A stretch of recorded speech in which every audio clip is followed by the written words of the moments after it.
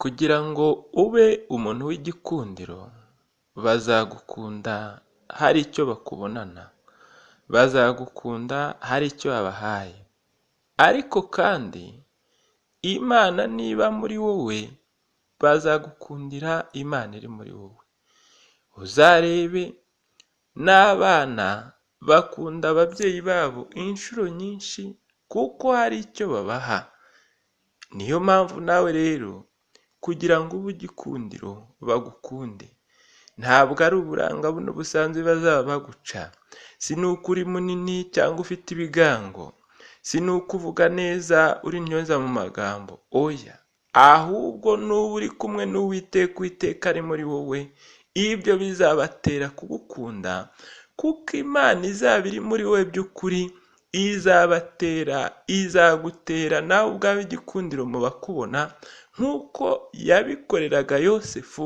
Ngo Yosefu, Potifari yaramurebye aramukunda, ngo kuko yabonaga Uwiteka ari muri Yosefu, ngo bigatuma Uwiteka agira ukuboko kwiza, ngo maze Yosefu ngo ibyo yakoraga aho kwa Potifari ngo bigira umugisha. Potifari ngo amubona nk'umuntu utandukanye n'abandi yagiye akoresha, ngo ndetse na nyirabuja abenguka Yosefu, ngo kubera ko yabonaga Yosefu ari mwiza wese kubera Imana yari iri muri Yosefu. Ndetse Dawidi nawe kandi ngo umwami yaramukunze, ngo aravuga ati nyoherereza umuhungu wawe, ngo kuko yabonaga yuko Dawidi ngo ari mu mwuka wera w'Imana, ari kumwe n'Imana. Nawe ndakwifuriza kuba kumwe n'Uwiteka, Imana ibe muri wowe, nibwo uzagira igikundiro mu bakubona. Imana ishimwe.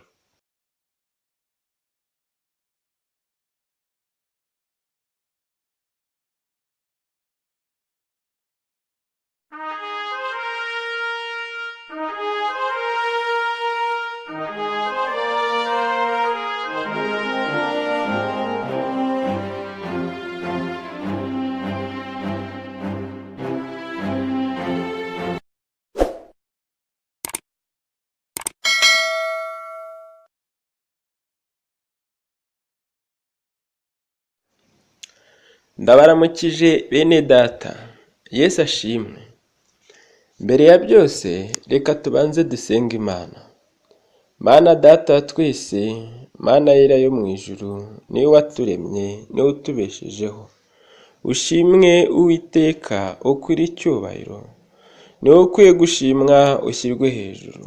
Mana Data wa twese, reka amavi y'ibyo waremye byose agupfukamire. Ndagushimiye rero aka kanya keza uduhaye ko kumva ijambo ryawe.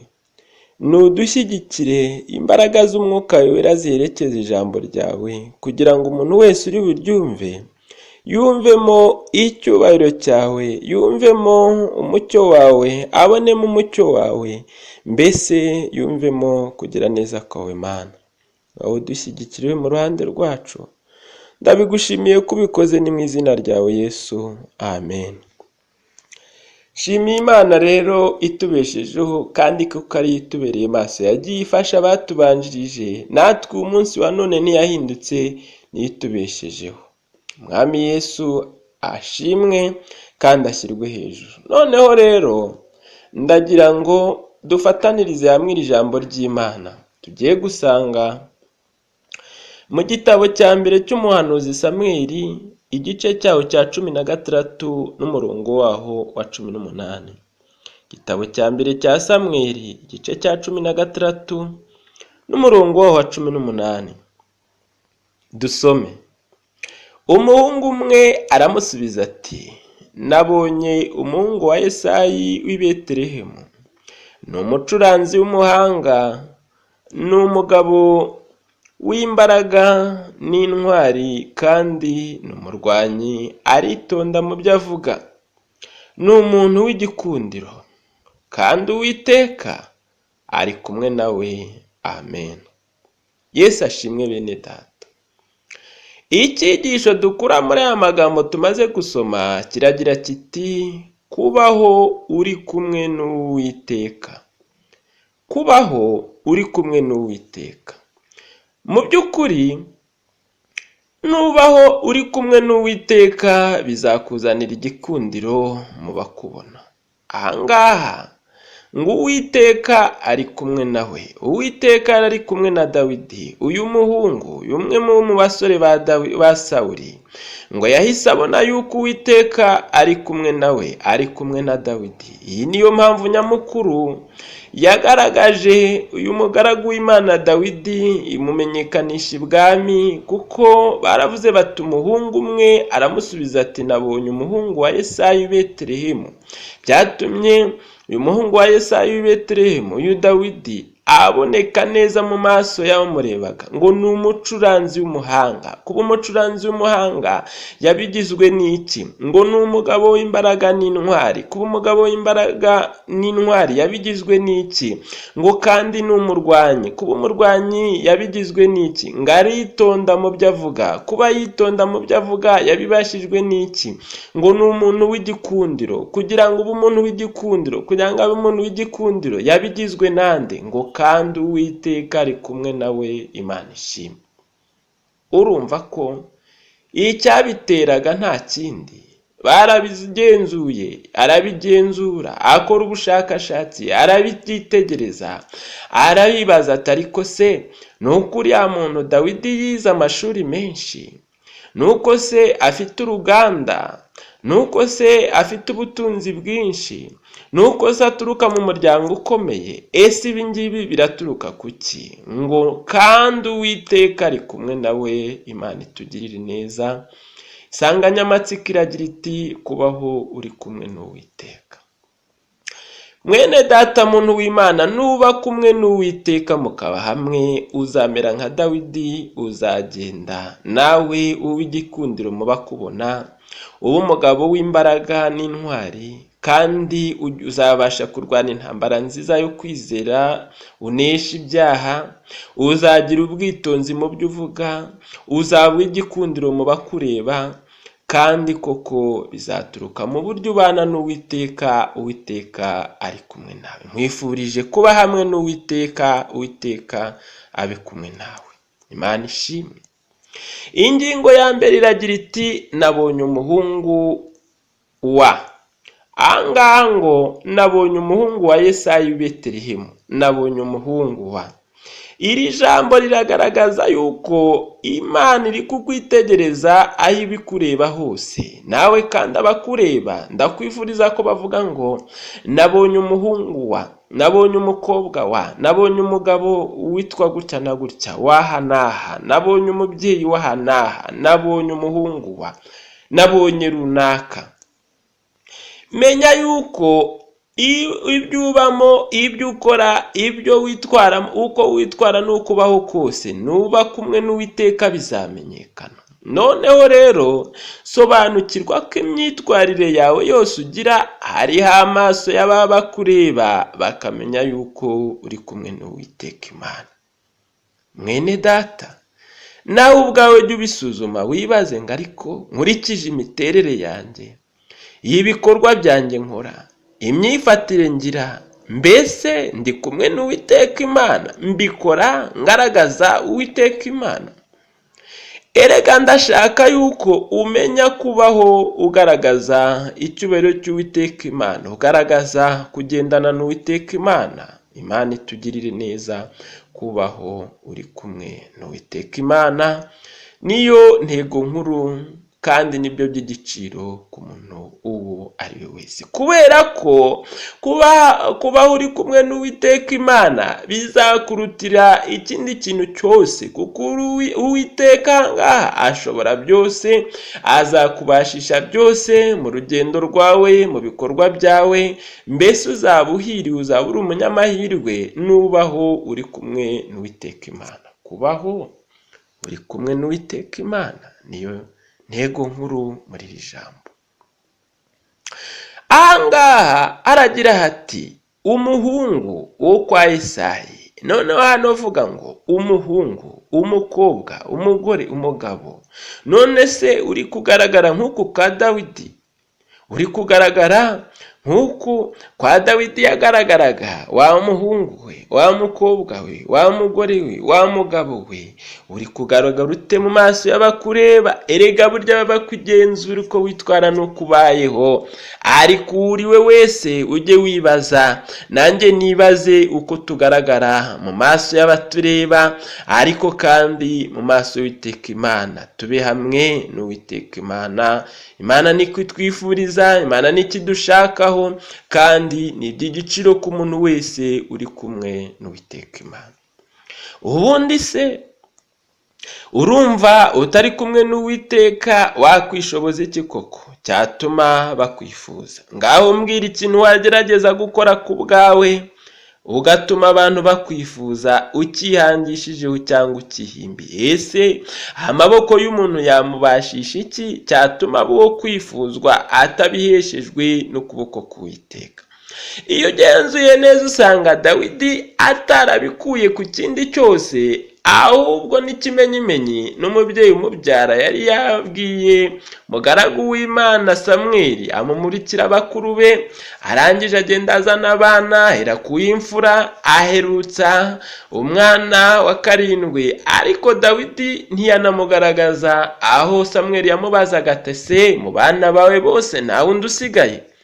Keretse mwana umwe w'umuhererezi uragiye intama. Urumva nta nubwo rwose yari ari hafi aho byo gutuma yamenyekana nk'abandi bakuru be. Ariko nubwo bimeze bityo, ngo Dawidi umwuka w'Uwiteka, ngo kandi Uwiteka ari kumwe nawe, Uwiteka ari kumwe na Dawidi, bituma amumenyekanisha. Uwiteka ari kumwe nawe. Ndagira ngo twongere twumve uburyo iri jambo ritubwira ngo Uwiteka ari kumwe nawe, Uwiteka ari kumwe na Dawidi, Uwiteka ari kumwe nawe. Ibaze agaciro bizakugirira Uwiteka naba kumwe nawe. Kubera iki Uwiteka atari kumwe na wowe?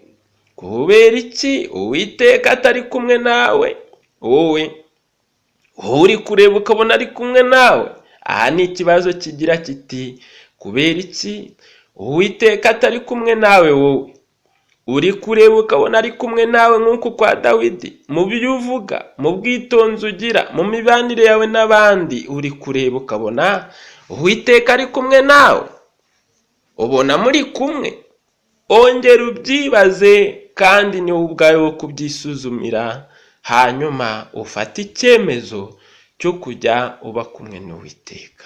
Kuba Imana yari kumwe na Dawidi, ahangaha reka turebe hano mu gice cya 17, igitabo cya mbere cya Samweli, igice cya 17, umurongo waho wa 37. Dusome.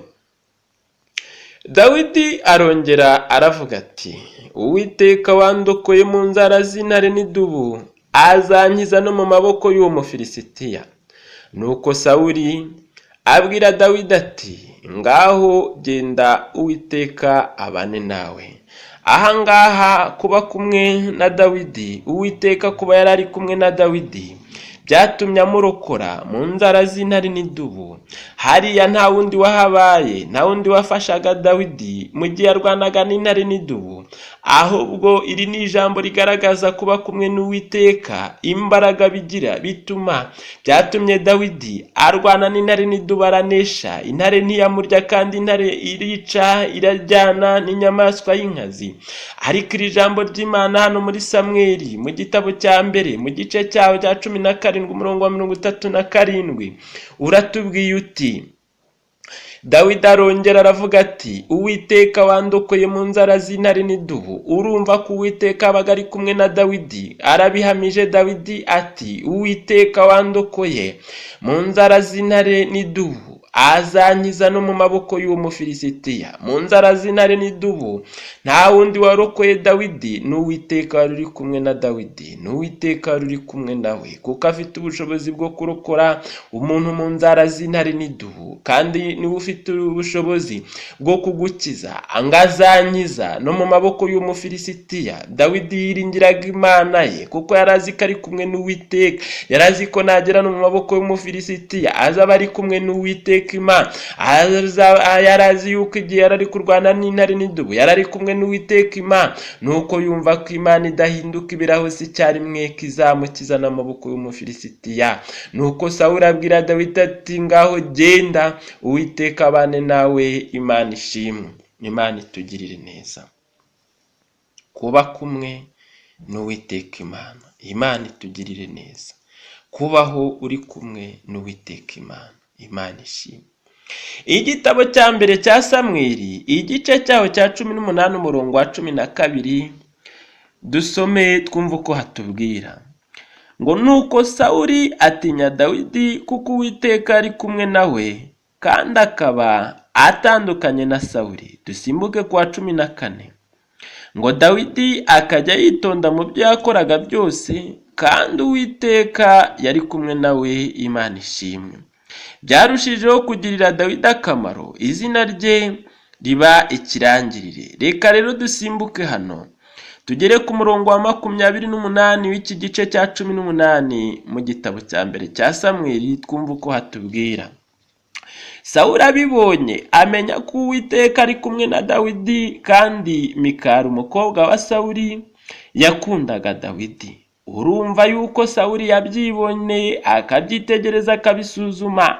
Ahangaha nawe ujye usuzuma urebe yuko uri kumwe n'Uwiteka Imana. Ngo Sawuli abibonye amenya ko Uwiteka ari kumwe na Dawidi. Nawe rero ujye ureba wibaze ngo ariko ababisuzuma bakandeba babona ko Uwiteka ari kumwe nanjye. Ngo kandi Mikali umukobwa wa Sawuli yakundaga Dawidi. Uyu mukobwa wa Sawuli Mikali yakunze Dawidi, ariko ibaze Dawidi uburyo yarabayeho. Dawidi yaragiraga intama kwa Sesayi. Dawidi yari umushumba, ariko kuba yarari kumwe n'Uwiteka, Uwiteka amugize uwo kwifuzwa, ngo bituma umukobwa w'umwami Mikali, ngo Mikali umukobwa wa Sawuli ngo yakundaga Dawidi. Ese yamukundiraga iki? Ni ukubera ko Uwiteka yarari muri Dawidi. Dawidi ubundi mu rundi ruhande atari kumwe n'Uwiteka ntiyajyaga no kumenyekana, ntiyajyaga no gukundwa, ariko ngo Sawuli abibonye amenya ko Uwiteka ari kumwe nawe. Urumva ko icyatumaga Dawidi agira ijambo nuko yarari kumwe n'Uwiteka. Murongo wa 29 ngo nuko Sawuli arushaho gutinya Dawidi, ahinduka umwanzi w'iteka ryose. Sawuli yarushijeho gutinya Dawidi kubera iki? Kubera imbaraga z'Imana, kubera Uwiteka uri muri Dawidi. Ubundi Dawidi Uwiteka batari muri we, ntabwo Sawuli yajyaga kumutinya. Erega Imana, Uwiteka Imana naba muri wowe, wa mukobwa, wa musore, wa mugabo, wa mugore we, burya uzagira igitinyiro, kuko atari we bazabatinya, ahubwo bazabatinya Uwiteka uri hamwe nawe. Imana iturengere. Ndakwifuriza kubaho uri kumwe n'Uwiteka Imana. Ni wowe ubwawe bizaha icyubahiro n'igitinyiro mu bakubona, kuko ngo nuko Sawuli arushaho gutinya Dawidi, gahinduka umwanzi w'iteka ryose. Ngo Sawuli abibonye amenya ko Uwiteka ari kumwe na Dawidi. Imana itugirire neza ngarushaho kumutinya.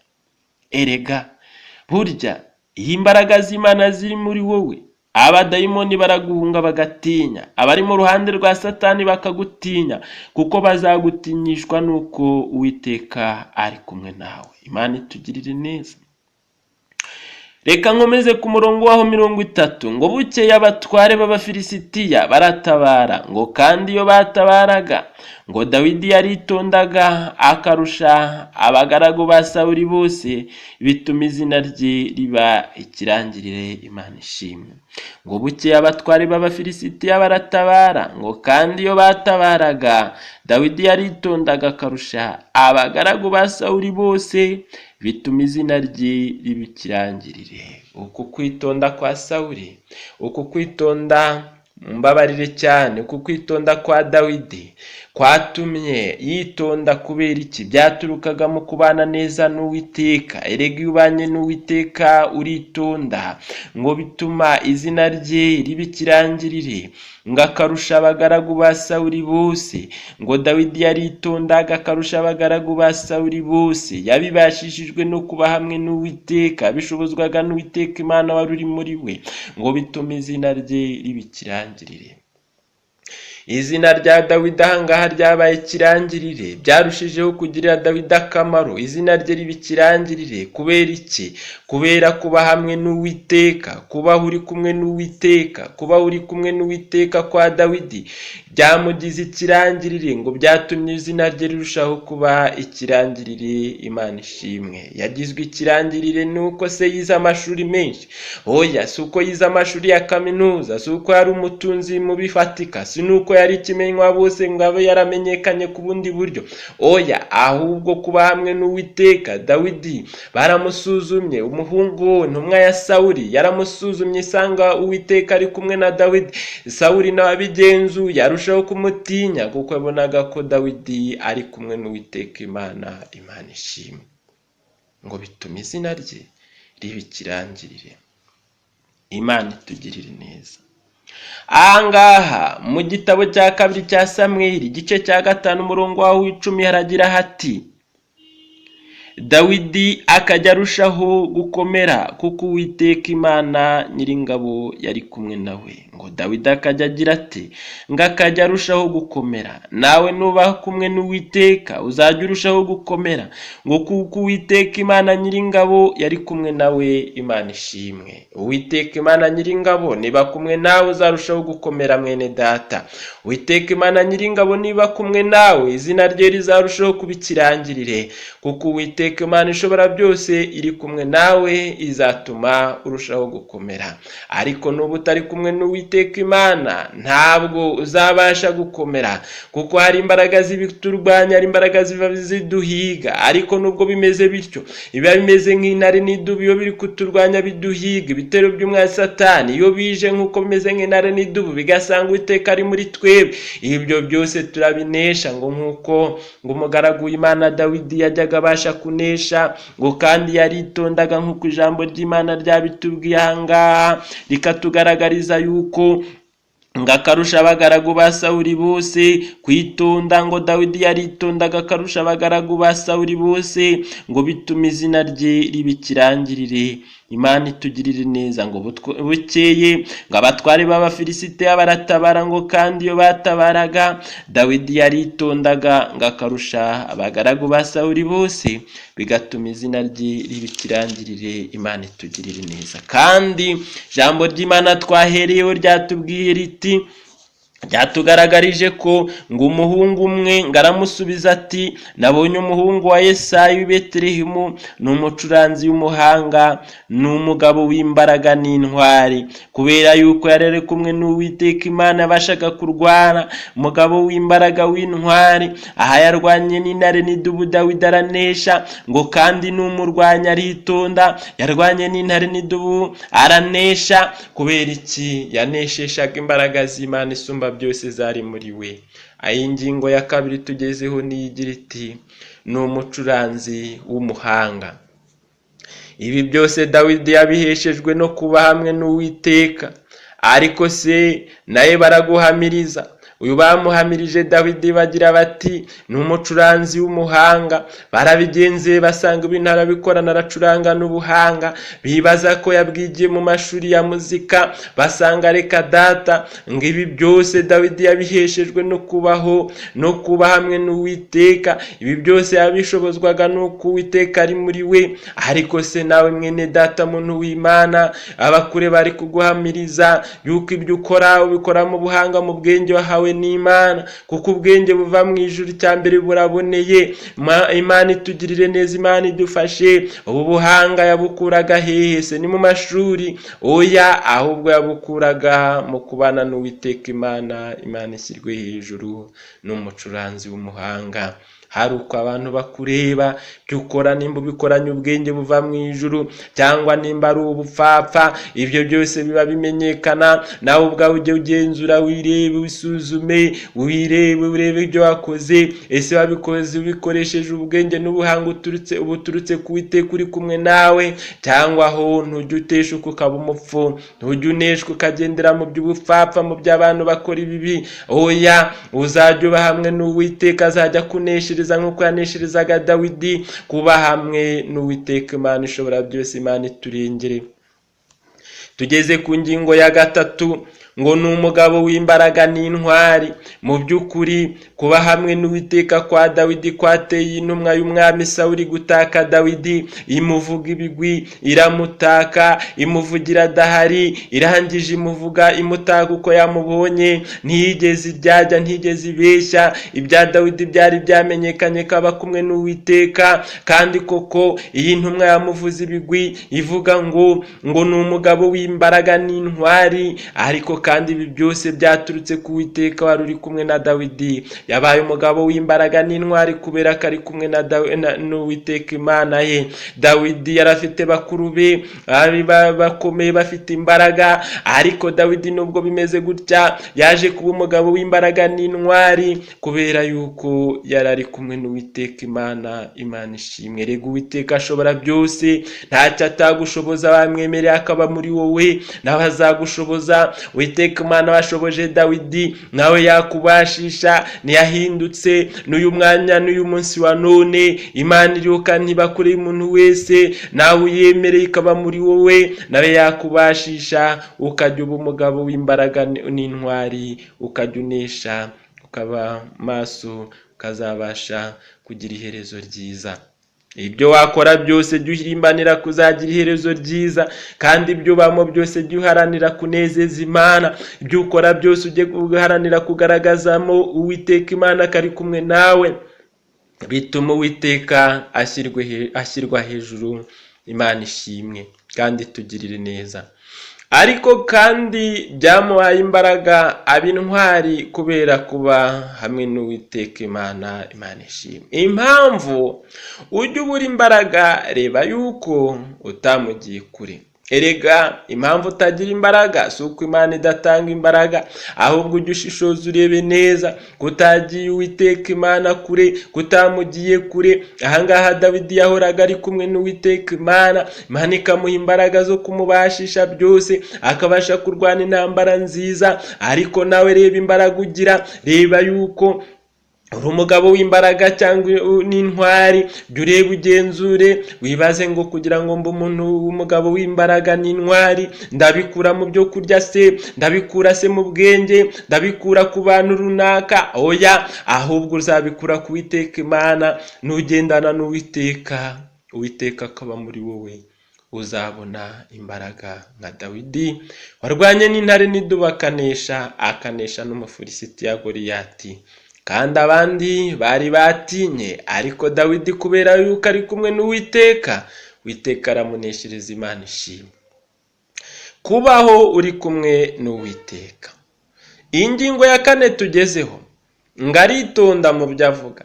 Niba utajya ubasha kwitonda mu byo uvuga, nuko burya Uwiteka atari kumwe nawe. Erega ntabwo wabyibashisha, ariko Uwiteka naba hamwe nawe, azajya kubashisha. Bizakorohera cyane kuko atari wowe ubwawe uzaba wishoboza, ahubwo imbaraga z'Imana zaba ziri muri wowe, nizo zizajya zikubashisha, ukabashishwa byose aho uzajya ujya hose. Uzabasha kwitonda mu byo uvuga, n'ubu uri kumwe n'Uwiteka Imana azajya gushoboza.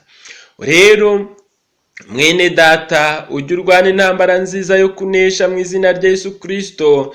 Ubashishwe byose aho uzajya ujya hose, ubashe kwitonda no mu byo uvuga, we kujya uhubuka ngo uhutireho. Imana itugirire neza. Turi kuganira ku ijambo ry'Imana rifite insanganyamatsiko igira iti kubaho uri kumwe n'Uwiteka. Kandi Uwiteka ari kumwe nawe, yari ari kumwe na Dawidi Uwiteka. Noneho rero nuba hamwe n'Uwiteka azakubashisha byose, bituma ugira igikundiro, ugira itandukaniro mu bataba hamwe nawe, kuko nta kindi bazaba baguca. Reka turebe urugero hano nihute ngane ku musozo. N'ubundi ni hano mu gitabo cya mbere cya Samweli, igice cyaho cya 16 umurongo waho 19, dusimbuke tujye kwa 21 tugarukire kwa 22. Nicyo cyatumye Sawuli atuma intumwa kuri Yesayi aramubwira ati, nyoherereza umuhungu wawe Dawidi uragira intama. Imana itugirire neza. Ngo nicyo cyatumye Sawuli atuma intumwa kuri Yesayi aramubwira ati, nyoherereza umuhungu wawe Dawidi uragira intama. Cyabiteye nta kindi ni ukubaho ari kumwe n'Uwiteka, kubaho Dawidi ari kumwe n'Uwiteka Imana. Ngo nicyo cyatumye Sawuli atuma intumwa kuri Yesayi aramubwira ati, nyoherereza umuhungu wawe Dawidi uragira intama. Iri jambo ngo uragira intama byagaragaraga ko asa nk'umusuzuguye, atavuga ati wenda muhamagaje kuko ari umuntu ukomeye, ataza kuza wenda avuga ati namubengukiye yuko wenda ari umuntu wize amashuri menshi w'ikirangirire. Oya, ahubwo ni izina risa nk'iripfobya, ngo nyoherereza umuhungu wawe Dawidi uragira intama. Kwari kugira ngo yumve yuko asuzuguritse, ataza kuvuga ati yenda hari undi ruvugiro mfite, ahubwo icyabiteye nuko Dawidi yari ari kumwe n'Uwiteka Imana. Imana ishimwe. Aramukunda cyane, kuba hamwe n'Uwiteka Imana bitera igikundiro. Byateye umwami Sawuli kugira gukunda Dawidi, byamuteye igikundiro Dawidi nubwo yaragiraga intama. Kuba hamwe n'Uwiteka Imana byateye igikundiro Dawidi. Kuragira intama ntabwo byatumye atagera ibwami, ahubwo yagize igikundiro ku mwami Sawuli kubera ko yari ari hamwe n'Uwiteka Imana. Uragira intama. Umurimo wose ukora uzagira agaciro nuba hamwe n'Uwiteka Imana. Nubwo wagaragara nk'umuntu ukora umurimo runaka wenda ugaragara nk'usuzuguritse, utari mu rwego rwo hejuru, ariko umurimo wose waba uri gukora uwo ari wo wose, ukore mu buryo uri kumwe n'Uwiteka Imana. Imana izakubahisha, Imana izagushyirisha hejuru, Imana izatuma izina rye rimenyekana. Umurimo wose ukora n'ukora ushyize Imana imbere, ushaka ko ari igaragara ikamenyekana, ibyo bizatuma nawe Imana ikugirira neza. Ku ijambo ry'Imana ryarambwiye ngo umuntu nankorera data azamuha icyubahiro. Ni ku mwami Yesu Kristo yavuze, aravanga umuntu nankorera data azamuha icyubahiro. Rero nawe nuba hamwe n'Uwiteka Imana izajya yihesha icyubahiro, kuko uzabuharanira ko izina ryawe rishyirwa hejuru. Imana itugirire neza. Mu by'ukuri kuragira intama siko kwatumye umwami amumenya, ahubwo n'Uwiteka wari uri muri Dawidi. Imana ishimwe. Mu mirimo yari kumumenyekanisha ibwami, uyu Dawidi, uyu wo kuragira intama ntiwari urimo. Murimo wo kuragira intama wa Dawidi yakoraga si umurimo mwiza ari kumumenyekanisha. Yewe ntabwo yari umuntu wo kwifuzwa cyangwa kumenyekana aragira intama. Kuragira intama nta kintu byari gufasha, ariko ibi byatumye kuragira intama kwe yarabanaga n'Uwiteka Imana, byatumye Imana imumenyekanisha ngo izina rya Dawidi rirogera. N'uyu munsi wa none turacyibuka ukuntu Dawidi yabanye n'Imana, kubera ko yabanye n'Imana neza. Nawe nubana neza n'Imana bakubona bazabimenya, bajye bahimbaza Imana. Reka nsoza rero turebe urugero ngiye gusorezaho mu ijambo ry'Imana tugiye gusanga mu gitabo cy'Itangiriro. Ngane ku musozo. Itangiriro igice cya 39 umurongo waho wa 2 tugere ku wa 4, turasimbuka tujye kwa 21 tugarukire kwa 23, kuko ari harehare. Ariko nubona akanya uzahere kuri uyu murongo waho wa mbere w'igice cya 39 mu Itangiriro, usome hose wiyumvire ukuntu bimeze, ukuntu byagenze. Ariko reka dusome Itangiriro 39 murongo waho wa 2 tugere ku wa 4, dusimbuke tujye kwa 21 na 23 ngane ku musozo. Uwiteka aba kumwe na Yosefu, agira ukuboko kwiza, aba mu nzu ya shebuja umunyegiputa. Shebuja abona yuko Uwiteka ari kumwe nawe, kandi ko Uwiteka yamuhaye kugira ukuboko kwiza ku cyo akoze cyose. Yosefu amugiriraho umugisha, aba ari we akorera ubwe, amugira igisonga cy'urugo rwe rwose, amubitsa ibyo atunze byose. Imana ishimwe. Murongo wa 21. Ariko Uwiteka aba kumwe na Yosefu, amugirira neza, amuha kugirira umugisha ku murinzi w'iyo nzu y'imbohe. Uwo murinzi arindisha Yosefu imbohe zose zari muri ya nzu y'imbohe. Ibyo bakoreraga byakoragamo byose niwe wabikoreshaga. Umurinzi w'inzu y'imbohe ntiyagira ikintu agenzura mu byamurindishije, kuko Uwiteka yari kumwe nawe, kandi ibyo yakoraga Uwiteka yamuhaga kubikoresha ukuboko kwiza. Imana ishyirwe hejuru. Imana ishimwe. Imana ishyirwe hejuru. Kubaho uri kumwe n'Uwiteka bene data.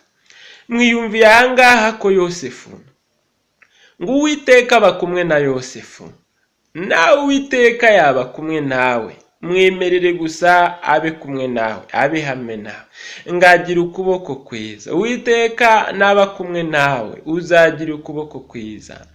Ngo Yosefu ngaba mu nzu ya shebuja umunyegiputa, ngo shebuja abona yuko Uwiteka ari kumwe nawe. Ega amaso y'abakureba aho uri, reka abone yuko Uwiteka ari kumwe nawe. Reka amaso y'abakureba ajya abona yuko Uwiteka ari kumwe nawe.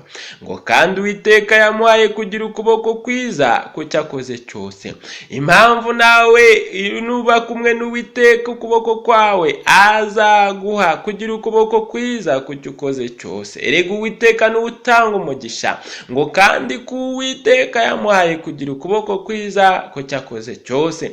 Yosefu urumva ibyo yakoraga yabiheshwaga n'Uwiteka. Ngo Uwiteka yamuhaye kugira ukuboko kwiza ku cyakoze cyose. Uyu munyegiputa shebuja wa Yosefu yarabisuzumye, asanga atari amashuri, asanga yaramuguze ari umugurano. Arangije arareba asanga ibintu bidasanzwe. Kuri iyi nshuro aritegereje arareba asanga Uwiteka arahaye umugurano umucakara umukozi we kugira ukuboko kwiza ku cyakoze cyose. Yarabisuzumye asanga Uwiteka aba kumwe na Yosefu. Imana ishimwe. Yosefu ngamugiriraho umugisha. Ariko ngo shebuja abona yuko Uwiteka ari kumwe nawe, ngo kandi ko Uwiteka yamuhaye kugira ukuboko kwiza ku cyakoze cyose. Yosefu amugiriraho umugisha. Yosefu yamugiriyeho umugisha kubera Uwiteka, ngo aba ari we akorera ubwe, amugira igisonga cy'urugo rwe rwose. Erega angani n'umugisha kuba hamwe n'Uwiteka. Uwiteka ari muri wowe, yari ari muri Yosefu, bituma amugira igisonga cy'urugo rwe rwose. Nta kindi yamuciye ni ukubera Uwiteka wari uri muri Yosefu. Ngagira ate? Amubitsi ibyo atunze byose. Urumva yamubereye umubitsi w'iby'urugo rwe rwose, amuzamura mu ntera, amugirira icyizere, amubitsi iby'urugo rwe rwose. Kubera iki? Yaramwizeye, yamubonyemo Imana. Uwiteka ari muri Yosefu, bituma shebuja amubitsa iby'urugo rwe rwose, ibyo atunze byose. Imana itugirire neza. Noneho ariko Uwiteka aba kumwe na Yosefu. Urumva kuba hamwe na Yosefu, kuba hamwe n'Uwiteka ngamugirira neza. Nuba hamwe n'Uwiteka Imana izakugirira neza. Ngamuha kugirira umugisha ku murinzi w'iyo nzu y'imbohe. Aho uzaba ujya hose uzagira umugisha, kuko umugisha w'Uwiteka uzaba uri kumwe nawe, uri kumwe n'Uwiteka. Uwo murinzi arindisha Yosefu inzu y'imbohe, uwo murinzi arindisha Yosefu imbohe zose, ngo zari muri ya nzu y'imbohe. Aho uzajya hose, nk'uko kwa Yosefu aho yajyaga hose yabaga ari kumwe n'Uwiteka. Nubwo yagiye agafungwa, ariko Uwiteka yamurengeye, ntiyabuze kuvamo akaba umutware. Ngibyo bakoreragamo byose niwe wabikoreshaga. Imana itugirire neza. Ngo umurinzi w'inzu y'imbohe ntiyagira ikindi agenzura mu byo yamurindishije, ngo kuko Uwiteka ari kumwe nawe. Ngo kandi ibyo yakoraga Uwiteka yamuhaga kubikoresha ukuboko kwiza. Imana ishimwe.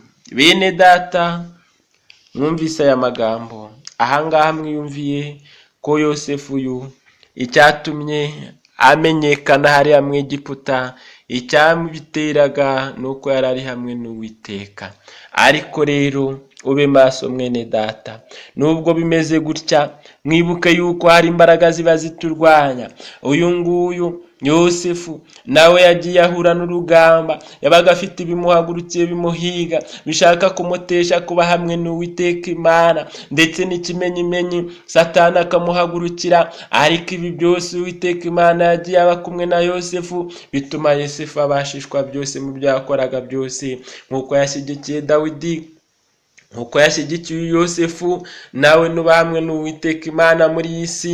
N'ab'isi bari barimo itugerageza duhuramo n'ibiturushya bituremerera biturwanya, nayo niyo baciyemo, nabo bari bafite ibibagoye bibarushya. Yarwanaga Dawidi, yarwanaga n'intare n'idubu, yabaga afite ibimugoye bimurushya, yabaga yaragiye intama. Dawidi yabaga ari iyo ngiyo, Dawidi yabaga arwana na Goliyati. Dawidi yigeze anahagurukirwa n'umwami Sawuli, ariko kandi na Yosefu yahagurikiwe na bene se, barindi yo bamugurisha aho ngaho, yahagurikiwe na nyirabuja, arindi yamufungisha. Ariko ibyo byose nubwo bameze gutyo biba biturwanya, iyo turi kumwe n'Uwiteka Imana Data wa twese aradutabara, nkuko yabatabaye ba Yosefu ba Dawidi, natwe nikajya dutabara. Imana ishimwe. Imana iri mu ruhande rwacu, umubisha wacu yava he? Nawe rero ndakwifuriza kujya uba hamwe n'Uwiteka Imana.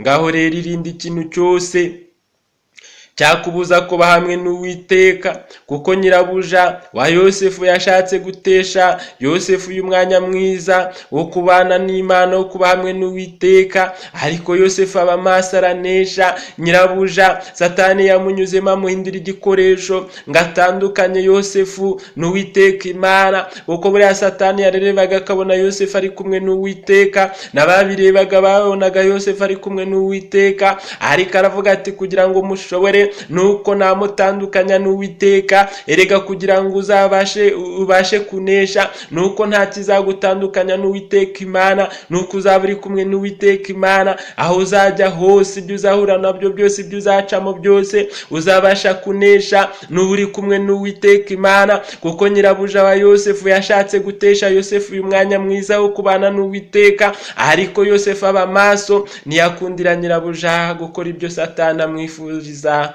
ko yaramuhinduye igikoresho. Yosefu nk'umuntu wari uri maso ari kumwe n'Uwiteka, ahita abona uburyo Satani aje abasha kunesha. Ariko hariya bene data, hari igihe Satani ajya haca akanyura mu bintu wifuza, mu bintu azi kukunda, mu bintu azi kukeneye. Buriya yararebaga akabona Yosefu amaze kuba umusore, akavuga ati nimuhagurukiriza ikintu cy'uyu mugore, yenda akagira irari, aragwa mu mutego wo mu byaha, asambane, arabatandukanye n'Uwiteka ndabamushoboye. Nuko rero aka gaciro ko kuba hamwe n'Uwiteka Imana, Yosefu aba maso akomeza kuba hamwe n'Uwiteka Imana, aranesha.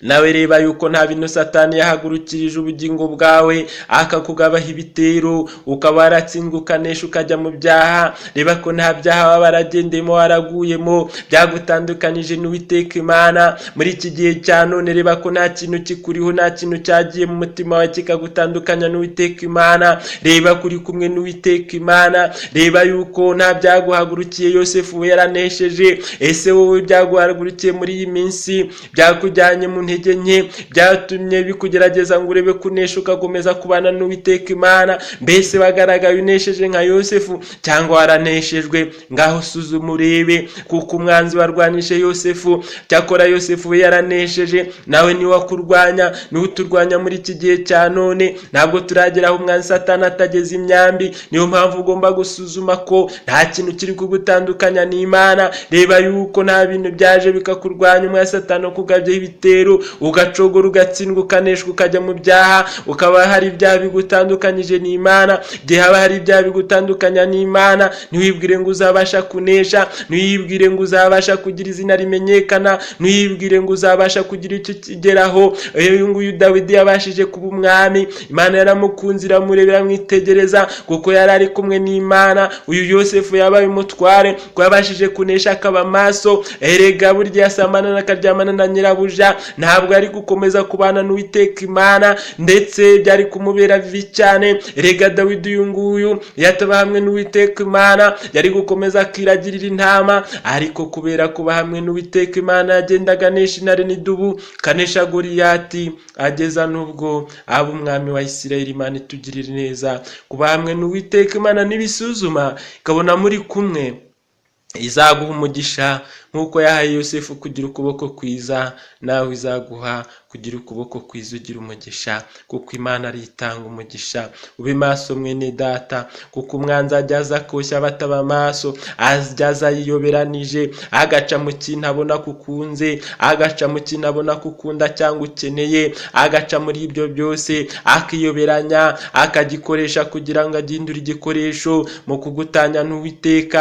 Mwene data, ujye uba maso kandi wirinde. Imana idufashe itugirire neza. Narindi ngeze ku musozo biri ijambo ry'Imana twaganiragaho ritubwira ngo jambo Imana iduhaye kuri uyu munsi muri aka kanya ritubwira ngo kubaho uri kumwe n'Uwiteka. Mwene data, muntu wese wumvise amagambo, Imana irakugira inama ngo mube muri kumwe, ubeho uri kumwe n'Uwiteka Imana yawe. Imana yakuremye mugendane, izajya ikubashisha, ubeho uri kumwe n'Uwiteka Imana.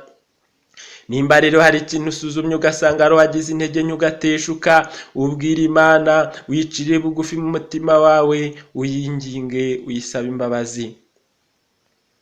Nari rero mwene so Iyakaremye Salvatori, ariko kandi ugize icyifuzo ushaka ko Imana yakugirira neza, rwose ndakwingingira kugira ngo uce bugufi, nimwakire neza ijambo ry'Imana. Yari mwene so Iyakaremye Salvatori. Shalom.